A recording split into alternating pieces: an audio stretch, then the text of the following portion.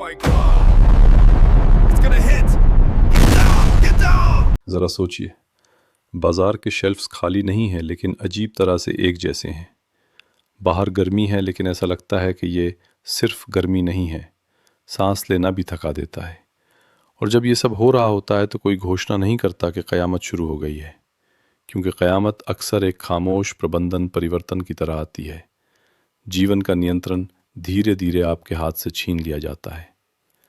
अब मैं आपके सामने एक दावा पेश करता हूँ, जिसे हम मानवता का अंत कहते हैं। वो कोई एक आखिरी सीन नहीं है, बल्कि 3 अलग अलग अंतों की ओर ले जाने वाले 3 अलग अलग रास्ते हैं। पहला, जलवायु और पारिस्थितिकी तंत्र के बिगड़ने से सभ्यता का प्रबंधन योग्य न रह जाना। दूसरा, युद्ध, गलत अनुमान और तेज होती तकनीक के कारण रातों रात प्रणालियों का ठप हो जाना। तीसरा, अंतरिक्ष के दुर्लभ लेकिन विशाल प्रहार।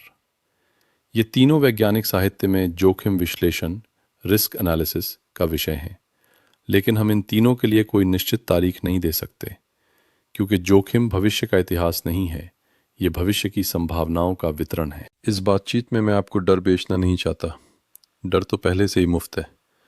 मैं आपको स्पष्टता बेचना चाहता हूँ। मैकेनिज्म क्या है, संभावना क्या है, समय का पैमाना क्या है और हम क्या कर सकते हैं। पहला परिदृश्य, जलवायु और पारिस्थितिकी तंत्र का ढहना। मैकेनिज्म। ये परिदृश्य 2 संकटों के एक दूसरे को बढ़ावा देने के साथ बढ़ता है, जलवायु संकट और पारिस्थितिकी तंत्र संकट। जलवायु वाला हिस्सा वातावरण में जमा होने वाली ग्रीनहाउस गैसों द्वारा पृथ्वी के ऊर्जा संतुलन को बदलने से शुरू होता है। तापमान बढ़ता है, समुद्र गर्म होते हैं और चरम घटनाएं अक्सर होने लगती हैं। पारिस्थितिकी तंत्र वाला हिस्सा जलवायु के दबाव और भूमि उपयोग, प्रदूषण और अत्यधिक शिकार जैसे कारकों के कारण जीवन के जाल के कमज़ोर होने से संबंधित है। एक बिंदु के बाद मामला अधिक गर्मी से आगे निकल जाता है। भोजन, पानी, स्वास्थ्य और प्रवास जैसी प्रणालियां एक साथ तनाव में आ जाती हैं। इस परिदृश्य में मुख्य अवधारणा टिपिंग पॉइंट्स है। कुछ प्रणालियां एक निश्चित सीमा से परे खुद को तेज करने वाले परिवर्तनों में प्रवेश करती हैं। उदाहरण के लिए कुछ बर्फ़ की चादरें, मूंगा चट्टानें या विशाल वन प्रणालियां। वैज्ञानिक समीक्षा अध्ययन बताते हैं कि 1.5 डिग्री से 2 डिग्री के बीच कई टिपिंग पॉइंट्स के सक्रिय होने का जोखिम बढ़ जाता है। यहाँ तक कि आज के वार्मिंग स्तर ने कुछ सीमा श्रेणियों की निचली सीमा को छू लिया है। संभावना और सांख्यिकीय मूल्यांकन इस परिदृश्य को क्या यह होगा के बजाय यह कितना बुरा होगा सवाल के साथ पढ़ा जाना चाहिए। अल्पकालिक वास्तविक तस्वीर यह है। 2024 को पहले कैलेंडर वर्ष के रूप में दर्ज किया गया था, जिसमें वैश्विक औसत तापमान पूर्व औद्योगिक काल की तुलना में लगभग 1.55 डिग्री अधिक था। भले ही यह अकेले पेरिस लक्ष्य की दीर्घकालिक परिभाषा का उल्लंघन न करे, लेकिन यह एक मजबूत संकेत है कि जोखिम अब दरवाजे पर है। भविष्य के अनुमानों में यह बताया गया है कि वर्तमान नीतियों के साथ BXO तक वार्मिंग लगभग 2.8 डिग्री तक बढ़ सकती है और 2.8 डिग्री से नीचे रहने की संभावना कुछ परिदृश्यों में 66% दी गई है। यदि देशों के वादे पूरी तरह लागू होते हैं तो BXO का अनुमान 2.3 से 2.5 डिग्री के बैंड तक गिर जाता है, लेकिन यह भी अभी भी पेरिस लक्ष्यों से ऊपर है। यानी सबसे संभावित भविष्य थोड़ी वार्मिंग नहीं है, बल्कि पारिस्थितिकी तंत्र और समाजों पर जमा होने वाले श्रृंखलाबद्ध प्रभाव है। जैविक पक्ष पर भी खतरे की घंटियां बज रही हैं। IPBES का कहना है कि लगभग 10 लाख प्रजातियों के विलुप्त होने का खतरा है, जिनमें से कुछ दशकों के पैमाने पर हो सकते हैं। यह केवल प्रकृति के सुंदर हिस्से को खोना नहीं है, बल्कि परागण, मत्स्य पालन, मिट्टी की उर्वरता, तटीय सुरक्षा जैसी सेवाओं का कमज़ोर होना है। जलवायु और पारिस्थितिकी तंत्र का ढहना निकट भविष्य में शुरू होता है, लेकिन अपना पूरा प्रभाव मध्यम अवधि में दिखाता है। 2030 और 2050 के बीच का समय महत्वपूर्ण है।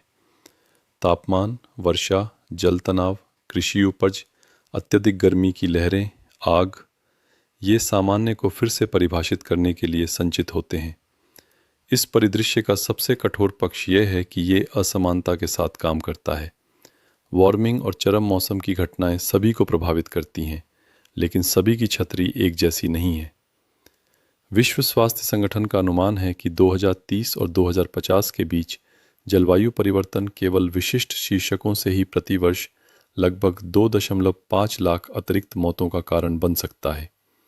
इस तरह की संख्याएं जलवायु को पर्यावरण के मुद्दे से हटाकर सीधे एक नैतिक मुद्दा बना देती हैं। किन जिंदगियों की बलि देना अधिक आसान है? दार्शनिक रूप से यहाँ बड़ा सवाल ये है, जब हम इंसान को प्रकृति का स्वामी समझते थे तो क्या हम वास्तव में प्रकृति के जालों के भीतर एक गांठ मात्र थे? यदि वह जाल ढह जाता है तो पानी, भोजन, स्वास्थ्य, ऊर्जा और सुरक्षा की वे परतें भी कमज़ोर हो जाती हैं जिन पर वह चीज़ टिकी है जिसे हम मैं कहते हैं। यह मौत के डर से कहीं अधिक नियंत्रण खोने का डर है। निवारण और शमन रणनीतियाँ। यहाँ अच्छी खबर है, ये परिदृश्य काफ़ी हद तक रोका और कम किया जा सकता है, लेकिन गति की आवश्यकता है।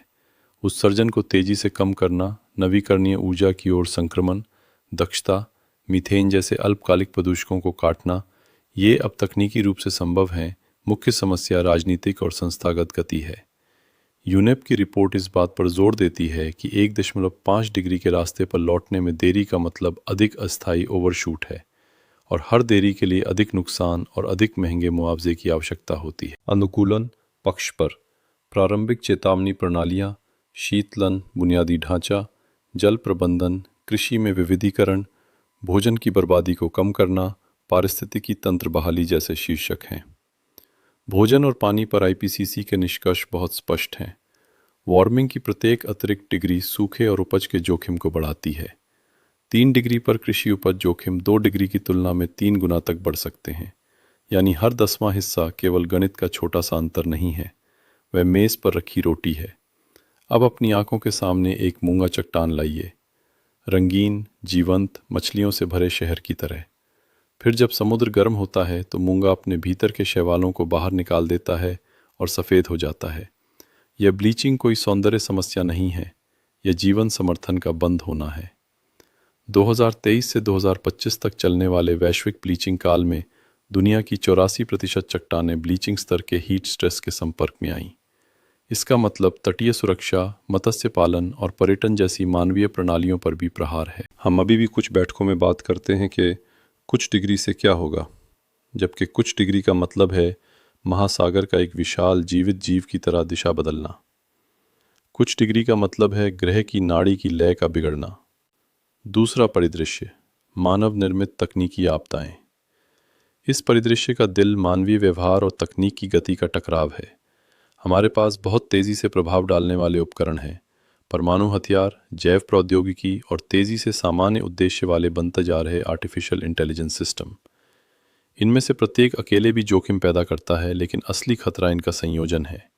सूचना प्रदूषण बढ़ रहा है, सत्तावादी दबाव बढ़ रहा है, संकट बढ़ रहे हैं और निर्णय लेने के अवसर कम हो रहे हैं। इस शीर्षक में 2 उपतंत्र सब मैकेनिज्म्स हैं। पहला परमाणु वृद्धि एस्केलेशन है, झूठा अलार्म, गलत अनुमान या जानबूझकर किए गए हमले के साथ शुरू होने वाली श्रृंखला। दूसरा क्षमता की छलांग कैपेबिलिटी लीप है, जैविक डिज़ाइन के सस्ता होने और एआई द्वारा कुछ प्रक्रियाओं को तेज़ करने के साथ कुछ ऐसे कार्य अधिक सुलभ हो गए हैं जो पहले बहुत कठिन थे। संभावना और सांख्यिकीय मूल्यांकन परमाणु पक्ष पर हमारे पास स्पष्ट डेटा है, भंडार बड़ा और तैयार है। 2025 की शुरुआत तक ये बताया गया है कि दुनिया में लगभग 12,241 परमाणु हथियार हैं, जिनमें से लगभग 3,912 तैनात हैं और लगभग 2,100 हथियारों को उच्च परिचालन अलर्ट स्तर पर रखा गया है। इसका मतलब है कि कयामत के बटन का प्लग सॉकेट में लगा है। परमाणु युद्ध की संभावना को एक निश्चित प्रतिशत के साथ बताना वैज्ञानिक रूप से कठिन है, क्योंकि घटना दुर्लभ है, डेटा कम है और भू राजनीतिक गतिशीलता परिवर्तनशील है। लेकिन जोखिम विश्लेषण साहित्य यह संदेश देता है, परमाणु प्रतिरोध डिटरेंस के विफल होने के जोखिम को केवल अंतर्ज्ञान के साथ प्रबंधित करना एक अच्छा विचार नहीं है। Johns Hopkins applied physics laboratory इस बात पर जोर देती है कि अधिक संरचित विश्लेषण आवश्यक हैं और कहती है कि एक सरल दृष्टिकोण भी प्रतिरोध के विफल होने के जोखिम को सालाना 1% के स्तर पर दिखा सकता है। यहीं पर परमाणु सर्दी की बात आती है। पूर्ण विनाश या वैश्विक आपदा के बारे में बहसें हैं, लेकिन जलवायु प्रभाव यांत्रिक रूप से बहुत मजबूत है। 2019 के एक व्यापक मॉडलिंग अध्ययन में कहा गया है कि अमेरिका और रूस के बीच पूर्ण पैमाने पर परमाणु युद्ध शहरों की आग से ऊपरी वायुमंडल में लगभग 150 टेराग्राम कालिक पहुंचा सकता है। इससे सौर विकिरण कम हो जाएगा और वैश्विक औसत सतह तापमान 8 केल्विन से अधिक गिर सकता है। गर्मियों में पाला जैसा वाक्य कविता नहीं है, यह एक मॉडल आउटपुट है। भोजन के पक्ष में भी डरावने आंकड़े हैं। 2022 में नेचर फूड में प्रकाशित एक ओपन एक्सेस अध्ययन के अनुसार कालिक के जमाव वाले परिदृश्यों में भोजन उत्पादन गंभीर रूप से गिर सकता है और अमेरिका और रूस के बीच युद्ध की स्थिति में 5 अरब से अधिक लोग अकाल से होने वाली मौतों के जोखिम का सामना कर सकते हैं। यह सीधे गिरने वाले बमों से परे दूरस्थ मृत्यु का तंत्र है। आर्टिफिशियल इंटेलिजेंस और जैव प्रौद्योगिकी पक्ष पर मात्रा अधिक विवादास्पद है, लेकिन अब इसे अनदेखा नहीं किया जा सकता है। 2023 में 2778 AI शोधकर्ताओं को शामिल करने वाले एक विशेषज्ञ सर्वेक्षण में मानवता की शक्ति खोने या विनाश जैसे परिणामों के लिए मध्यम जोखिम मीडियन रिस्क 5% बताया गया है और औसत मूल्य इससे भी अधिक हैं। यही डेटा सेट उच्च स्तरीय मशीन इंटेलिजेंस के लिए 50% संभावना वाला समय क्षितिज 2047 बताता है। ये कोई निश्चित भविष्यवाणी नहीं है, बल्कि एक बैरोमीटर है जो दिखाता है कि विशेषज्ञों की धारणा कहाँ जा रही है। इस क्षेत्र की वैज्ञानिक गंभीरता को दिखाने वाली एक और चीज़ ये है, सरकारी स्तर पर आधिकारिक दस्तावेजों में स्पष्ट रूप से लिखा है कि जानबूझकर किए गए दुरुपयोग और नियंत्रण की समस्याओं के कारण फ्रंटियर AI जोखिम गंभीर या यहाँ तक कि विनाशकारी स्तर का नुकसान पहुँचा सकते हैं। 2023 AI सुरक्षा शिखर सम्मेलन का आउटपुट टेक्स्ट ब्लेचली घोषणा पत्र कहता है कि विशेष रूप से साइबर सुरक्षा और जैव प्रौद्योगिकी जैसे क्षेत्रों में जोखिम बढ़ सकते हैं और तेज़ी से संयुक्त शोध की आवश्यकता है। दूसरी ओर यहाँ संतुलन बनाना अनिवार्य है। रैंड की रिपोर्टें इस बात पर जोर देती हैं कि कुछ AI कयामत परिदृश्यों में पूर्ण विनाश यादृच्छिक नहीं, बल्कि काफ़ी हद तक जानबूझकर और बहुचरणीय प्रयास की आवश्यकता हो सकती है। यानी भले ही आपदा के जोखिम वास्तविक हों, कल सब कुछ खत्म हो जाएगा जैसी सरलता वैज्ञानिक नहीं है। जैविक जोखिम में हमारे पास एक मजबूत आंकड़ा है। ऐसी मॉडलिंग है जो बताती है कि कोविड जैसी बड़ी महामारियां हमारी सोच से अधिक संभावित हो सकती हैं। PNAS में प्रकाशित एक अध्ययन का सुझाव है कि कोविड के पैमाने की महामारी किसी भी वर्ष में लगभग 2% संभावना के साथ देखी जा सकती है और पर्यावरणीय परिवर्तनों के साथ जोखिम बढ़ सकता है। इसका मतलब मानवता का विनाश नहीं है, बल्कि यह एक स्ट्रेस टेस्ट है जो हमें सामाजिक ताने बाने के कमज़ोर बिंदुओं को देखने की अनुमति देता है। समय का पैमाना परमाणु आपदा का समय पैमाना मिनटों और हफ्तों के बीच है। एक झूठा अलार्म, एक वृद्धि, एक रातों रात निर्णय लेने का अवसर। दूसरी ओर आर्टिफिशियल इंटेलिजेंस और जैव प्रौद्योगिकी वर्षों और दशकों के भीतर बढ़ने वाले जोखिम है। क्षमता जमा होती है, पहुंच बढ़ती है और यदि उसी गति से निरीक्षण नहीं आता है तो एक अंतर बन जाता है। इस परिदृश्य में क़यामत का नाम विश्वास की हानि है। परमाणु संकटों में विश्वास वो बफर है जो गलतफहमी को कम करता है। AI के युग में विश्वास असली और नकली के बीच अंतर करने का बुनियादी ढांचा है। महामारियों में विश्वास सामूहिक कार्रवाई का ईंधन है। जब विश्वास खत्म हो जाता है तो संस्थाएं कागज़ों पर तो टिकी रहती हैं, लेकिन सामाजिक रूप से ढह जाती हैं। नैतिक रूप से यहाँ 2 बड़े सवाल हैं। पहला, जिम्मेदारी। तकनीक बनाने और उसके परिणामों के लिए जिम्मेदार होने के बीच की दूरी कितनी है। दूसरा, न्याय। जोखिम कौन उठाता है, लाभ कौन बटोरता है। ये मूल्यांकन कि परमाणु हथियारों के मानवीय परिणामों को किसी भी मानवीय सहायता क्षमता के साथ प्रबंधित नहीं किया जा सकता है, न्याय के इस सवाल को हमारे चेहरे पर एक तमाचे की तरह मारता है। छोटा कथात्मक उदाहरण। 1980 में सोवियत प्रारंभिक चेतावनी प्रणाली ने अमेरिका से मिसाइल लॉन्च होते देखा। प्रोटोकॉल के अनुसार ये जानकारी तेजी से उच्च कमान को भेजी जा सकती थी, लेकिन ड्यूटी पर तैनात अधिकारी स्टैनिस्लाव पेट्रोव ने यह सोचकर प्रतीक्षा करना चुना कि ये एक गलती हो सकती है। बाद में यह वास्तव में एक झूठा अलार्म निकला। इस कहानी को एक आदमी ने दुनिया बचाई कहकर रोमांटिक बनाना आसान है। असली डरावनी बात यह है, दुनिया रातों रात एक इंसान के अंतर्ज्ञान पर छोड़े जाने जितनी नाजुक हो सकती है। कोविड-19 ने इस परिदृश्य का एक और चेहरा दिखाया। हमारी प्रजाति खत्म नहीं हुई, लेकिन हमने देखा कि हमारी दैनिक जिंदगी कितने महीन धागों से लटकी है। इसीलिए वैश्विक स्वास्थ्य ढांचे को मजबूत करने के लिए 2025 में WHO महामारी समझौते को स्वीकार किया गया। पाठ कहता है कि एक अधिक समान और समन्वित प्रतिक्रिया का लक्ष्य रखा गया है। ये क़यामत को रोकने का उबाऊ लेकिन प्रभावी तरीका है। समझौते, मानक, तैयारी, निवारण और शमन रणनीतियाँ। यहाँ नुस्खा अधिक हथियार या अधिक तकनीक नहीं है, बल्कि अधिक प्रबंधन, पारदर्शिता और सत्यापन है। परमाणु पक्ष पर जोखिम कम करना, अलर्ट स्तर कम करना, संचार लाइनों को जीवित रखना, झूठे अलार्म जोखिमों को कम करना और हथियार नियंत्रण व्यवस्थाओं को मजबूत करना जैसे कदम जोखिम की संरचना को बदलते हैं। जोखिम विश्लेषण साहित्य इस बात पर जोर देता है कि भले ही वो परमाणु युद्ध की सटीक संभावना न दे सके, लेकिन जोखिम शोध योग्य और कम करने योग्य है। जैविक पक्ष पर प्रारंभिक चेतावनी, सार्वजनिक स्वास्थ्य क्षमता, प्रयोगशाला जैव सुरक्षा, टीकों और उपचार तक उचित पहुंच। 2025 में स्वीकार किया गया समझौता विशेष रूप से महामारी उत्पादों तक समान पहुंच और समन्वय लक्ष्यों को सामने रखता है। आर्टिफिशियल इंटेलिजेंस पक्ष पर सुरक्षा परीक्षण, मूल्यांकन मानक, जोखिम आधारित शासन और विशेष रूप से उच्च क्षमता वाले मॉडलों में जिम्मेदारी बढ़ाना। ब्लेचली घोषणा पत्र फ्रंटियर एआई जोखिमों में जानबूझकर दुरुपयोग और नियंत्रण की समस्याओं को स्पष्ट रूप से परिभाषित करता है। यानी सद्भावना पर्याप्त नहीं है, माप और ऑडिट आवश्यक है। तीसरा परिदृश्य, ब्रह्मांडीय और खगोलीय घटनाएं। अंतरिक्ष एक विशाल भौतिकी प्रयोगशाला है जो मानवीय नाटक की परवाह नहीं करती। इस परिदृश्य में 3 उपशीर्षक हैं: क्षुद्र ग्रह, एस्ट्रॉइड का टकराना, अत्यधिक अंतरिक्ष मौसम की घटनाएं और ब्लैक होल का विषय, जो लोकप्रिय संस्कृति में अधिक घूमता है लेकिन इसकी संभावना कम है। क्षुद्र ग्रह का तंत्र सरल है।